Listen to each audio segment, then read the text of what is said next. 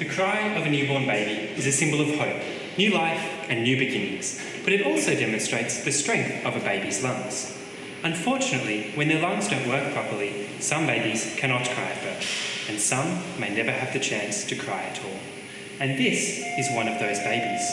So what's happened to him? Well, many different problems of development lead to lungs that are not quite ready for life in the outside world. But my research focuses on a condition called diaphragmatic hernia. Early in development, a hole in the diaphragm allows the stomach to move into the chest and prevent the lungs from growing appropriately.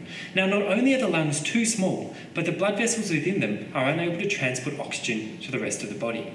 Without oxygenated blood, vital organs cannot survive. So in severe cases, we need to use invasive treatments, like the one shown in this photo, in order to put oxygen in the baby's blood after birth.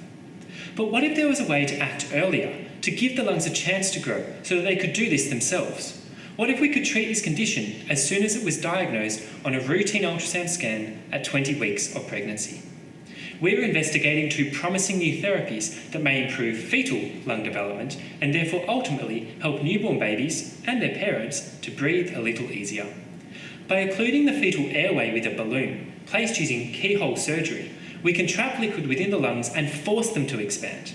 In babies who received this balloon, the lungs grew much bigger and they could survive in the delivery room with far less ventilatory support. But increasing lung size is only half the solution. We are also investigating a tablet called sildenafil that can help lung blood vessels grow normally again. In babies whose mothers received sildenafil during pregnancy, the amount of oxygen reaching vital organs such as the brain is almost doubled. With your funding support for our ongoing research into these therapies, we hope that soon, for all families who face a diagnosis of diaphragmatic hernia, the first sound in the delivery room will not be a cry of despair, but instead the newborn's cry of hope.